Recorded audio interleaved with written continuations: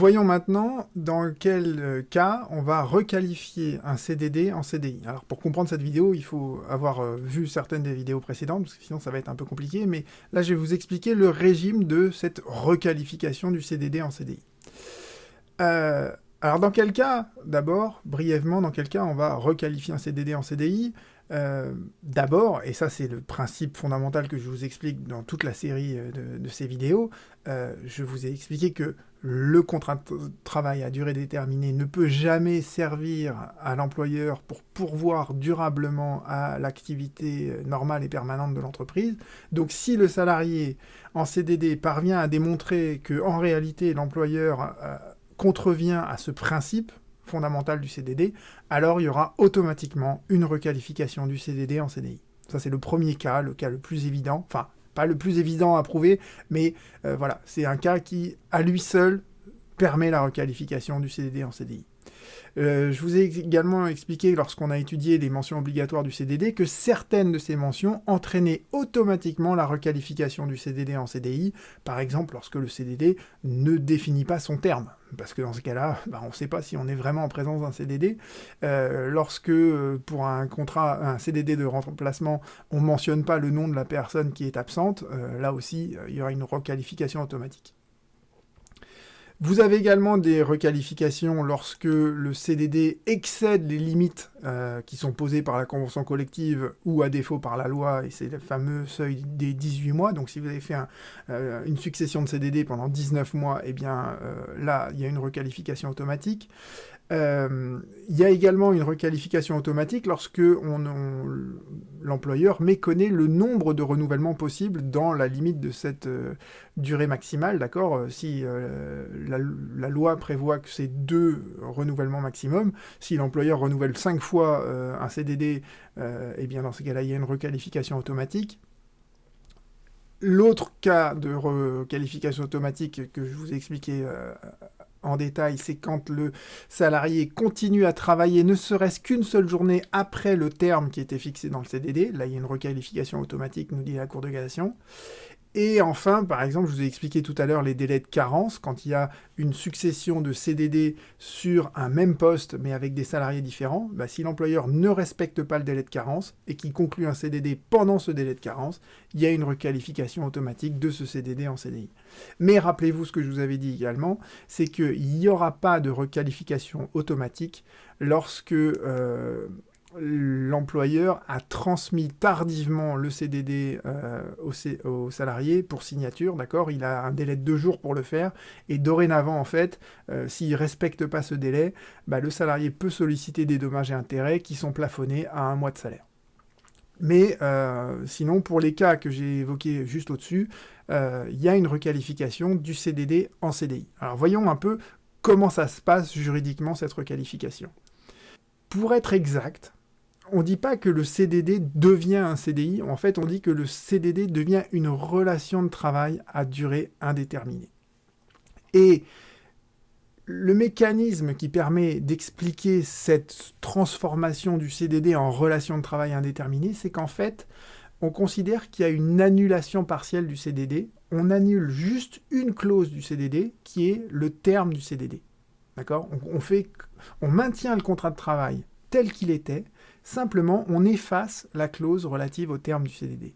Et pendant longtemps, en fait, on n'a pas très bien compris, on n'a pas réussi à justifier en fait cette annulation d'une seule clause du CDD, mais avec la réforme du droit des obligations du Code civil en 2016, en fait, on a un article maintenant du Code civil, qui est l'article 1184, qui prévoit expressément en fait cette annulation partielle d'une clause. Vous voyez, on peut parfaitement annuler une clause lorsque ça n'a aucune conséquence sur le reste du contrat. Et là, vous voyez que la requalification du CDD en relation de travail à durée indéterminée, c'est justement ça. On efface la clause relative au terme et on maintient le contrat parce que le contrat peut parfaitement être maintenu pour tout ce qui stipule par ailleurs. D'accord ? Et une fois qu'on a dit ça, donc vous avez compris le mécanisme de cette annulation sélective de la clause du terme du CDD, il y a 3 questions qu'on peut se poser. La première question, c'est que on était en présence d'un CDD qui a été requalifié en relation à durée indéterminée. Mais alors, c'est quoi le début de cette relation à durée indéterminée? C'est quoi la fin de cette relation à durée indéterminée? Et qu'est-ce qui se passe entre les deux? D'accord? Alors, je vais reprendre ça de manière chronologique, c'est quand même plus simple. On va reprendre le point de départ, ce qui se passe entre les deux, et la fin de la relation de travail à durée indéterminée. Alors, le point de départ, en fait, il varie. C'est là où ça devient un peu compliqué, mais vous allez voir, c'est assez simple, parce que les règles qui ont été méconnues n'ont pas la même signification. Donc, le point de départ, en fait, il faut y envisager deux hypothèses différentes. Envisageons d'abord l'hypothèse où il y a un seul contrat à durée déterminée qui a été conclu, d'accord? Et on verra ensuite la deuxième hypothèse où il y a une succession de contrats à durée déterminée qui ont été conclus. Lorsque on est en présence d'un CDD unique, eh bien, qu'est-ce que le salarié va faire valoir notamment? Il va faire valoir que ce CDD, par exemple, il lui manque certaines de ses mentions obligatoires. Et là, on considère que dans ces cas-là, quand on fait cette requalification du CDD en relation à durée indéterminée, eh bien, on remonte à la conclusion de ce contrat unique. Et le problème, quand on remonte dans le temps, en droit, c'est qu'il y a toujours une histoire de prescription. C'est-à-dire qu'on considère qu'en droit, au-delà d'un certain temps, ce qui a été fait avant, on n'y touche plus, parce que c'était il y a trop longtemps, et que ça ne sert à rien de remonter dans le temps indéfiniment. D'accord? Et la question, en fait, elle a été tranchée par la Cour de cassation, elle dit, on peut remonter dans le temps, mais on applique une prescription de 2 ans. Donc tant que le contrat a duré moins de 2 ans, ça va, il n'y a pas de problème. Mais au-delà d'une période de 2 ans, et vous avez vu qu'il y a certains CDD qui peuvent être conclus pour des périodes bien plus longues que 2 ans, notamment les CDD de remplacement, d'accord? Eh bien, au-delà de 2 ans, en fait, on ne pourra plus revenir sur les conditions de conclusion du contrat de travail. D'accord? Pourquoi? Parce que en gros, le salarié, et ça on le comprend en fait à travers l'article 1471-1 du Code du travail qui porte sur la prescription, en fait, l'article du Code du travail il nous dit que toutes les actions qui découlent de l'exécution du contrat de travail, elles se prescrivent par 2 ans à compter du jour où le salarié a connu ou aurait dû connaître les faits qui lui permettent d'exercer son droit. Eh bien, revenez à la situation que je suis en train d'essayer de vous expliquer. Là, la situation, c'est que le CDD, il a été conclu. Il y a une des mentions obligatoires du CDD qui ne figurait pas dans le contrat de travail. Eh bien, ça, le salarié, il le savait depuis le jour de la conclusion de son contrat de travail. Et donc, la Cour de cassation nous dit, il avait 2 ans pour aller devant un juge. S'il a laissé écouler ces 2 ans, tant pis pour lui, il avait qu'à le faire auparavant. Donc vous voyez que dans le cadre d'un contrat unique, dont le salarié voudrait solliciter la requalification en relation de travail à durée indéterminée, le délai de prescription, il court depuis la conclusion du contrat, et c'est un délai qui s'expire au bout de 2 ans. Au bout de 2 ans, il y a une prescription, on ne peut plus revenir en arrière. Donc ça, c'est la première solution qui a été retenue par la Cour de cassation dans cet arrêt de 2018, qui est un arrêt de principe qui a été publié. Maintenant, voyons la deuxième situation, où là, vous avez une succession de CDD. Et donc, dans le cadre d'une succession de CDD, la problématique, elle est un peu différente. Le salarié peut, s'il a envie, contester en fait les mentions obligatoires de chacun de ces CDD, d'accord? Donc là, on appliquera la prescription de 2 ans. Mais généralement, dans le cadre d'une succession de CDD, la problématique, elle est différente. Parce que le salarié, dans ces cas-là, qu'est-ce qu'il veut essayer de faire reconnaître? Il veut essayer de faire reconnaître qu'il y a eu un recours abusif de l'employeur au CDD, et que l'employeur, il a cherché, à travers cette succession de CDD, à pourvoir durablement un emploi qui est lié à l'activité permanente et normale de l'entreprise. D'accord?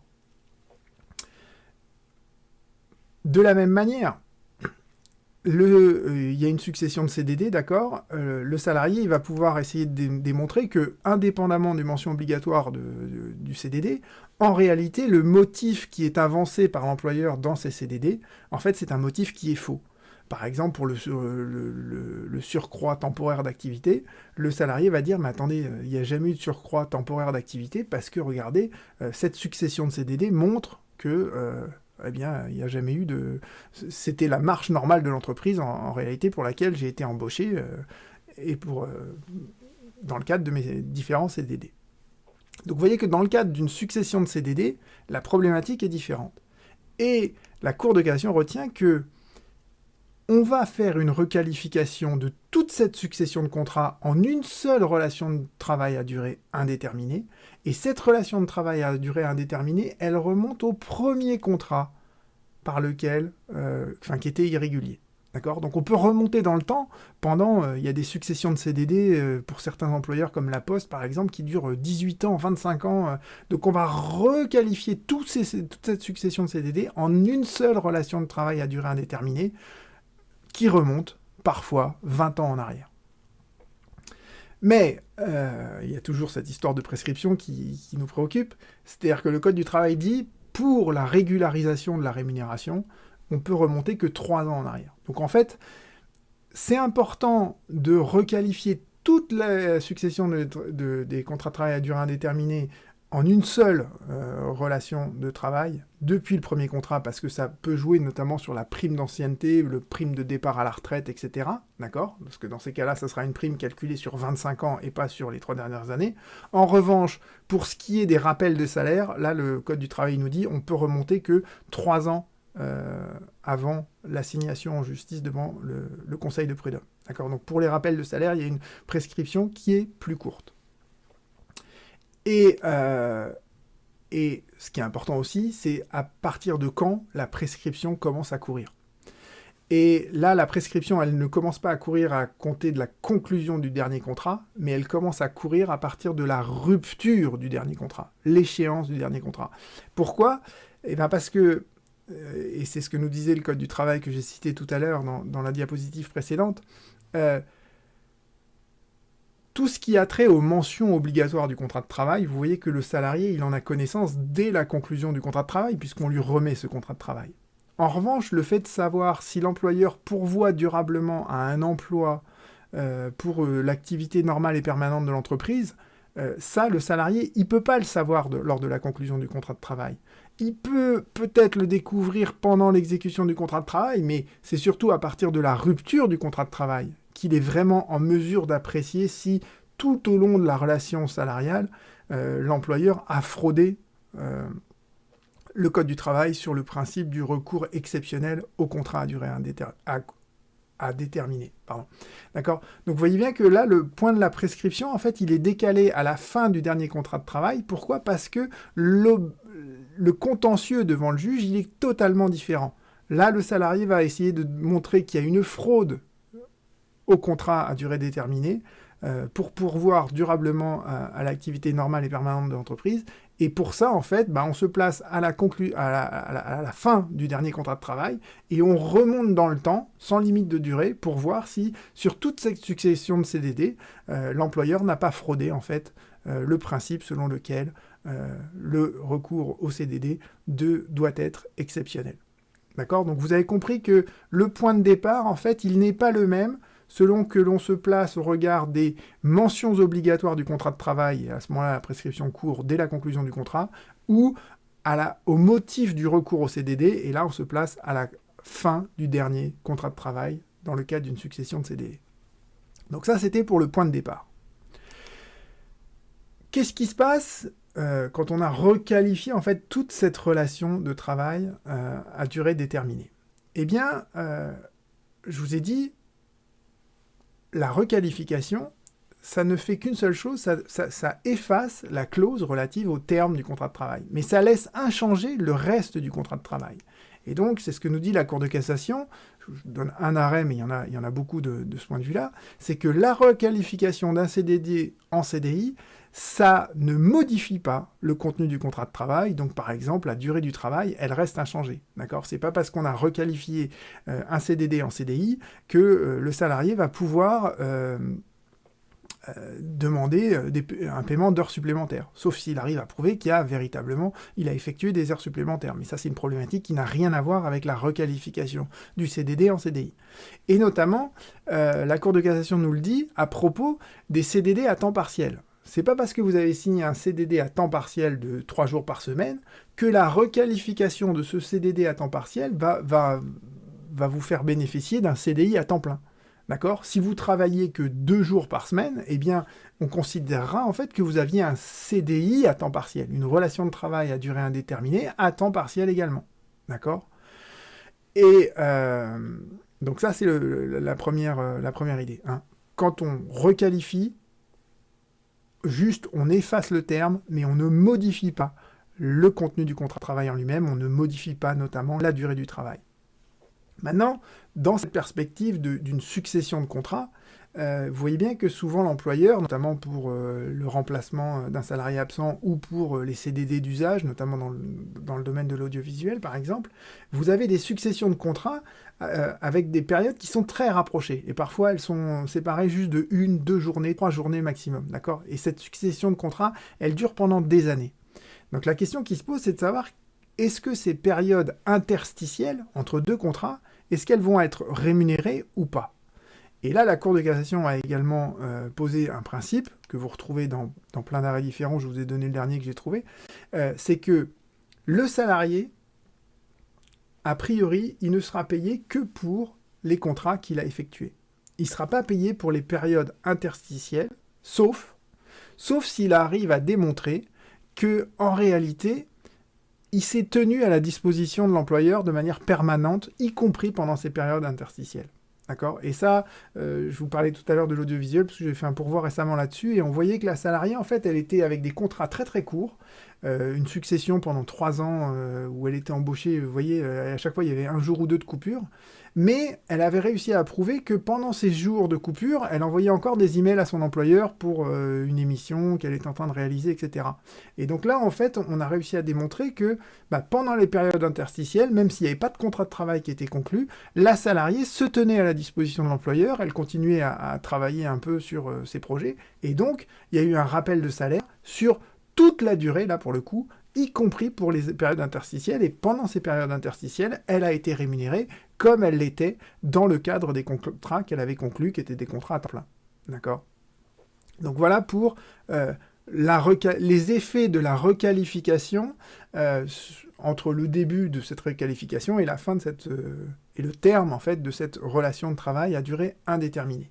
Et voyons maintenant en fait, une fois qu'on a requalifié le CDD en relation de travail à durée indéterminée, c'est quoi la fin de cette relation à durée indéterminée ? Et là, encore une fois, les choses sont finalement assez simples, mais il faut les envisager sous différentes hypothèses. Donc la requalification, en fait, je vous l'ai dit, je vous l'ai redit, elle n'affecte que le terme du contrat. Donc on fait comme si le terme prévu dans le contrat, il n'existait pas. Donc c'est une nullité partielle de la clause sur le terme du CDD, et ce que dit le juge, ce qui est assez logique, c'est que donc le contrat se poursuit, puisqu'il n'avait pas de terme, il se poursuit. Et dès lors qu'il se poursuit, et dès lors qu'on est dans le cadre d'une relation de travail à durée indéterminée, qu'est-ce qu'on va pouvoir enfin appliquer ? On va pouvoir appliquer le droit du licenciement. Et vous voyez, c'est ça tout l'intérêt, en fait, de la requalification d'un CDD en relation de travail à durée indéterminée, c'est qu'on n'applique plus les règles du CDD sur l'échéance du terme, sur la rupture anticipée, on applique le droit du licenciement. Il faut donc une lettre de licenciement, et généralement, il n'y a pas de lettre de licenciement, donc forcément, c'est un licenciement sans cause réelle et sérieuse. Et le Code du travail prévoit en plus que le salarié a droit à une indemnité de requalification de son contrat de travail en relation de travail à durée indéterminée, et cette indemnité de requalification, c'est forfaitairement 1 mois de salaire, quoi qu'il arrive. Alors, ça, c'est le principe, d'accord, de la requalification. Maintenant, il faut bien comprendre qu'il y a 2 hypothèses qu'on doit envisager successivement. La première hypothèse, c'est quand la rupture du contrat de travail, elle intervient avant que le salarié ait assigné l'employeur devant le conseil de prud'homme. Et on va voir qu'il y a des règles particulières dans ce cas-là. Mais ces règles, avant le procès, elles sont, entre guillemets, paralysées, dans certains cas, pendant le procès. Et pendant le procès, le salarié va bénéficier en fait d'une protection un peu extraordinaire. Et je voudrais vous expliquer ces différentes solutions parce que c'est à la fois simple à comprendre, mais il faut aussi comprendre l'intérêt de l'enjeu d'aller devant un conseil de prud'homme et est-ce que ça va vraiment paralyser l'employeur ou pas. Alors, l'hypothèse la plus simple, c'est on a conclu un CDD, il était irrégulier pour différentes raisons, d'accord, et avant que le salarié aille devant le juge, en fait, le terme qui était prévu dans le contrat, il arrive... le CDD arrive à son terme, et donc l'employeur, même s'il a connaissance, entre guillemets, des irrégularités du contrat de travail, en fait, l'employeur dit au salarié, tout simplement, vous reviendrez plus demain, je ne vous fournis plus de travail, et vous quittez l'entreprise. Donc, ça, quand l'employeur fait ça, et c'est une situation assez fréquente, hein, le CDD est irrégulier et malgré cette irrégularité, l'employeur considère que à partir du lendemain, vous revenez plus dans l'entreprise. On appelle ça une rupture de fait du contrat de travail. Et sur ce point-là, la Cour de cassation, elle considère que la rupture de fait, elle se situe précisément à J+1 à compter du jour où l'employeur refuse de fournir du travail et de payer les salaires. D'accord ? Donc c'est pas exactement le jour où il refuse, mais c'est le lendemain. Et je vous ai dit, comme on applique le droit du licenciement, eh bien c'est un licenciement qui est irrégulier, puisque l'employeur n'a pas suivi la procédure de licenciement, et surtout c'est un licenciement qui est sans cause réelle et sérieuse, parce que pour qu'il y ait un licenciement avec une cause réelle et sérieuse, il faut qu'il y ait une lettre de licenciement. Donc quand l'employeur juste arrête de fournir du travail aux salariés, il n'y a pas de lettre de licenciement, donc c'est une rupture de fait, et c'est donc un licenciement sans cause réelle et sérieuse.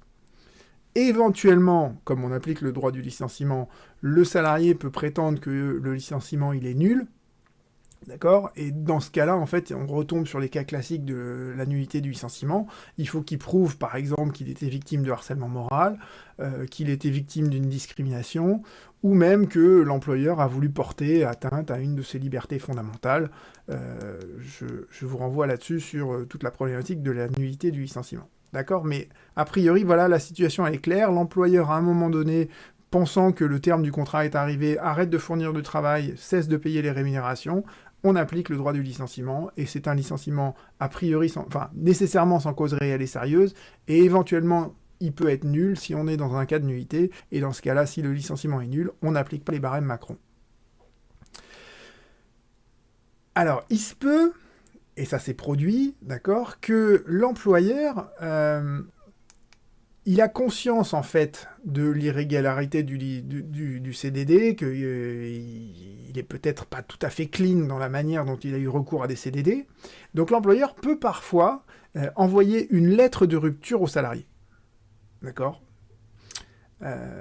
Évidemment, il ne va pas appeler ça une lettre de licenciement parce que dans le cadre d'un CDD, on n'applique pas le licenciement. Donc il va envoyer une lettre de rupture au salarié en CDD. Et la Cour de cassation, sur ce point, elle a une solution qui est assez bien trouvée, c'est qu'elle considère que le juge peut requalifier cette lettre de licenciement, cette lettre de rupture en lettre de licenciement. Pourquoi ? Parce que, comme je vous ai expliqué, on requalifie toute la relation de travail en relation de travail à durée indéterminée, on applique le droit du licenciement, donc on ne va pas reprocher à l'employeur de ne pas avoir envoyé une lettre de licenciement, mais s'il a envoyé une lettre qui énonce quelque chose, eh bien, on va dire, on va tenir cette lettre, on va la requalifier en lettre de licenciement. Et l'intérêt de ça, c'est que déjà, on sait précisément à quel moment la rupture intervient, parce que comme on applique le droit du licenciement, en fait, la lettre, l'envoi de la lettre, ça marque la rupture du contrat de travail. Donc ça, c'est un principe classique du droit du licenciement, c'est que le contrat de travail, il est rompu à partir du moment où l'employeur envoie la lettre de licenciement, ou là, en l'occurrence, la lettre de rupture. Et surtout, ce que nous dit la Cour de cassation dans cette hypothèse, c'est que le juge doit vérifier si cette lettre de rupture, ce qu'elle énonce, ça constitue une cause réelle et sérieuse de licenciement. D'accord ? Si ça constitue une cause réelle et sérieuse de licenciement, c'est donc une rupture d'une relation de travail à durée indéterminée pour une cause réelle et sérieuse. Si en revanche, il n'y a pas de cause réelle et sérieuse, ben, on applique les barèmes Macron et tout ce qui s'ensuit.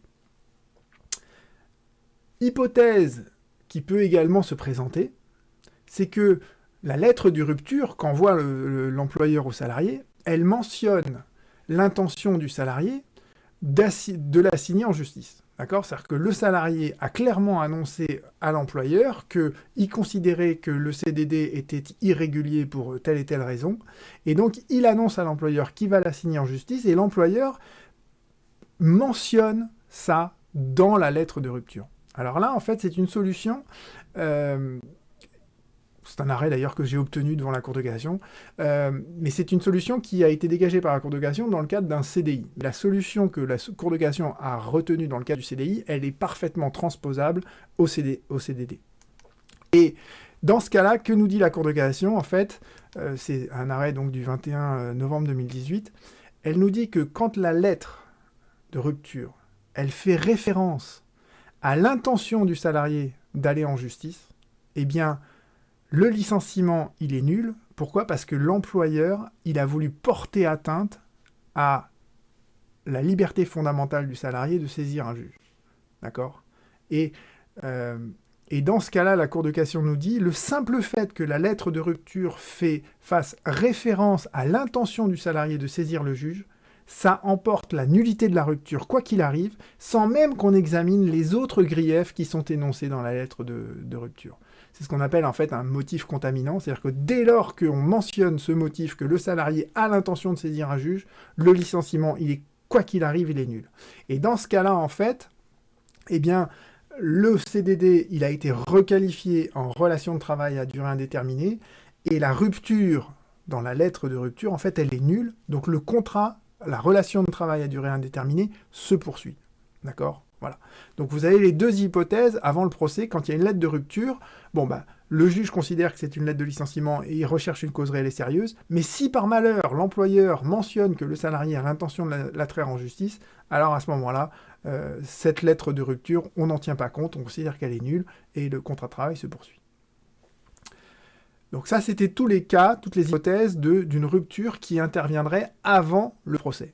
Mais ce que le salarié peut faire, et c'est des situations qui se présentent assez souvent, c'est que avant même d'attendre la fin du CDD, le salarié va assigner l'employeur devant le conseil de prud'homme pour faire requalifier le CDD en relation de travail à durée indéterminée. Alors ce qu'il faut savoir de ce point de vue-là, c'est que le procès, évidemment, c'est devant le conseil de prud'homme, mais que l'instance, elle est directement portée devant le bureau de jugement et le conseil de prud'homme, il a un délai de 1 mois pour statuer. Donc c'est un délai qui est très court. Autre particularité, c'est que le jugement qui est rendu, il est exécutoire à titre provisoire. Ça veut dire quoi ? Ça veut dire que l'employeur peut parfaitement faire appel de ce jugement, mais il ne peut pas faire échec à l'exécution de ce jugement. Et il ne doit prendre aucune décision qui pourrait tenir en échec la requalification du CDD en relation de travail à durée indéterminée qui est prononcée par le conseil de prud'homme dans son jugement. Et il ne peut pas, notamment l'employeur, il ne peut pas essayer d'influer sur l'issue du procès. Alors pourquoi je vous dis ça ? Parce qu'en fait, dans un cas qui s'était présenté devant les juges, en fait, l'employeur, il était en procès avec le salarié, et le conseil de prud'homme avait requalifié les CDD en CDI, et pendant l'instance d'appel, l'employeur, il avait voulu, en fait, proposer au salarié un CDI, mais avec des conditions qui étaient absolument désavantageuses. Et en fait, vous voyez qu'en faisant ça, il avait cherché à influer sur l'issue du procès qui était en cours devant la cour d'appel. Et donc, vous voyez que l'employeur, voilà, il peut faire appel, mais il ne doit pas essayer de compromettre l'exécution du jugement ou d'influer sur l'issue du procès. Pourquoi ? Parce que si jamais il fait ça, il porte atteinte en fait à diverses libertés fondamentales du salarié, la liberté d'ester en justice, dont je vous ai parlé tout à l'heure, la liberté du salarié de se défendre devant un juge, et aussi le principe de l'égalité des armes. Tous ces principes-là, c'est des principes qui découlent de l'article 6.1 de la Convention européenne des droits de l'homme. Et en gros, voilà, tant qu'un procès est en cours, d'accord, on ne peut pas empêcher le salarié d'aller devant un juge, on ne peut pas l'empêcher de se défendre, et on ne doit pas essayer d'influer sur l'issue du litige, parce que dans ces cas-là, on rompt l'égalité des armes entre les parties devant le juge, d'accord. Alors maintenant, je vous ai dit ça, il y a encore une petite distinction à faire, et vous allez voir que toutes ces distinctions que je fais, finalement, elles sont toujours l'application du même principe. Donc là, vous avez le CDD qui a été conclu, le salarié qui assigne son employeur en justice devant le conseil de prud'homme, et le terme du CDD intervient avant que le conseil de prud'homme ne statue sur la requalification du CDD en CDI. D'accord? Donc, le CDD a été conclu, le salarié assigne, le terme survient, et le juge se prononce ensuite sur la régularité de ce CDD. Et bien dans ces cas-là, on est donc dans une échéance du terme qui est avant le jugement de requalification, et la Cour de cassation nous dit, si le terme survient avant le jugement et que l'employeur a cessé de fournir du travail et de la rémunération, eh bien c'est un licenciement sans cause réelle et sérieuse. C'est un licenciement sans cause réelle et sérieuse, et c'est pas un licenciement qui est nul. Pourquoi? Parce que le juge n'a pas encore prononcé cette requalification du CDD en CDI. Donc, dans ce cas-là, en fait, vous voyez que l'employeur qui a juste attendu la survenance du terme et qui a dit « j'ai plus besoin de fournir du travail et de payer une rémunération après le terme », il n'a pas essayé de modifier l'issue du litige. Simplement, on lui applique la sanction classique qui est de dire, dans ces cas-là, c'est un licenciement sans cause réelle et sérieuse parce que le CDD, en réalité, c'était une relation de travail à durée indéterminée. Donc vous voyez que cette première situation, elle est claire. La Cour de cassation ajoute, d'accord, que le salarié peut toujours essayer d'apporter la preuve qu'il y a eu une atteinte à une de ses libertés fondamentales, mais je ne vois pas comment le salarié peut apporter cette preuve. Parce que l'employeur, il a dit, voilà, vous m'avez assigné en justice, moi je considère que j'ai plus à vous donner du travail. Si le juge requalifie après ce CDD en CDI, on m'appliquera le droit du licenciement, mais c'est pas un licenciement qui est nul pour autant, parce que j'avais aucune raison, moi, particulière, de vous fournir quand même du travail, alors qu'aucun juge ne m'avait condamné à le faire. Voilà, ça c'est une situation qui est assez claire.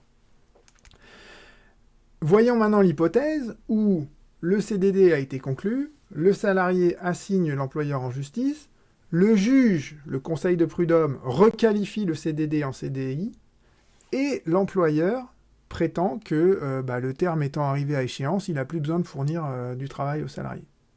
Donc vous voyez que c'est à peu près la même situation que celle que je viens de vous exposer, sauf que là, on a interverti les deux derniers points, c'est-à-dire que le juge a prononcé la requalification du CDD en CDI, et l'employeur dit « Oui, mais moi je m'en moque, à l'échéance du terme, j'arrête de fournir du travail et de payer les rémunérations. » Et là, vous voyez bien qu'il y a une atteinte au procès équitable.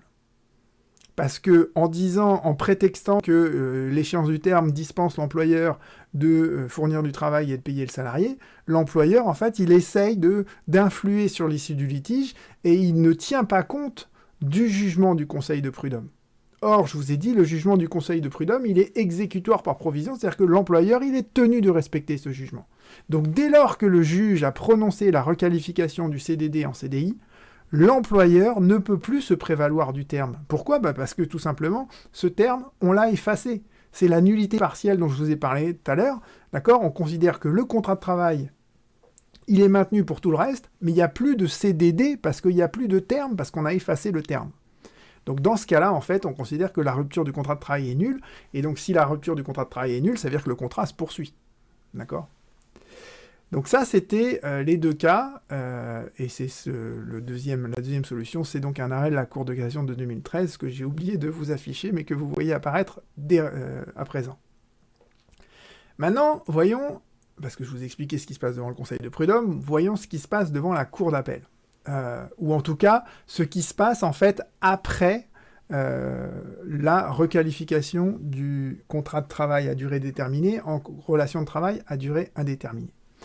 Et la question qui se pose, d'accord, c'est de savoir est-ce que l'employeur peut licencier le salarié en bonne et due forme, en disant j'applique, ok, vous avez requalifié cette relation, ce CDD en relation de travail à durée indéterminée, donc dorénavant on applique le droit du licenciement, et donc moi employeur, je vais licencier en bonne et due forme, en suivant la procédure, je vais licencier le salarié. Est-ce que c'est possible ou pas? Alors, on revient à l'arrêt de 2018 que j'ai obtenu, dont je vous ai parlé tout à l'heure. Si jamais la lettre de licenciement fait référence au procès qui est en cours devant la cour d'appel, le licenciement, évidemment, il est nul. D'accord? Ça pose pas de problème. La solution que je vous ai exposée tout à l'heure de 2018, elle vaut en matière de CDI, elle vaut devant le Conseil de prud'homme, elle vaut également devant la cour d'appel. On ne fait jamais référence dans une lettre de licenciement à un procès qui est en cours, parce que ce seul motif-là, cette seule référence, elle fait que le licenciement, il est nul de plein droit, et le juge n'examine même pas les autres griefs qui sont dans la lettre de licenciement. Mais il se peut aussi que l'employeur soit malin et qu'il ne fasse pas référence au procès en cours devant la cour d'appel et qu'il licencie le salarié pour un autre motif, d'accord? Et là, vous avez une solution qui est très récente, qui date donc d'un arrêt de 2019, d'octobre 2019, et qui est une régression majeure dans la jurisprudence de la Cour de cassation. Cet arrêt, il a été rendu à propos d'un CDI, d'accord? Mais la solution que retient la Cour de cassation, elle est parfaitement applicable au CDD. Et ce que juge la Cour de cassation dorénavant, c'est que il y a eu donc cette requalification du CDD en relation à durée indéterminée. L'employeur a continué à fournir du travail aux salariés, et à un moment donné, il va licencier le salarié en invoquant une cause réelle et sérieuse qui peut être une faute grave, qui peut être l'inaptitude du salarié, qui peut être l'insuffisance professionnelle. Ça c'est un motif qui est très difficile à contester devant le juge. Vous voyez, l'employeur peut parfaitement dire, bon bah voilà, suite à la requalification du CDD en CDI, je vous ai fourni telle et telle fonction à remplir. Manifestement, vous êtes dans l'incapacité totale de remplir les fonctions qui étaient les vôtres depuis le début, vous les exécutez de manière très insatisfaisante pour moi, je vous licencie donc pour insuffisance professionnelle. Et ce que nous dit la Cour de cassation dans cet arrêt d'octobre 2019, c'est que eh bien, le juge doit rechercher si la cause réelle et sérieuse, si le motif du licenciement, il est avéré, et si le juge constate que cette cause, enfin ce motif de licenciement, c'est une cause réelle et sérieuse, alors c'est au salarié d'apporter la preuve que le licenciement a été fait comme une mesure de rétorsion à l'action en justice qu'il avait engagée devant les juges.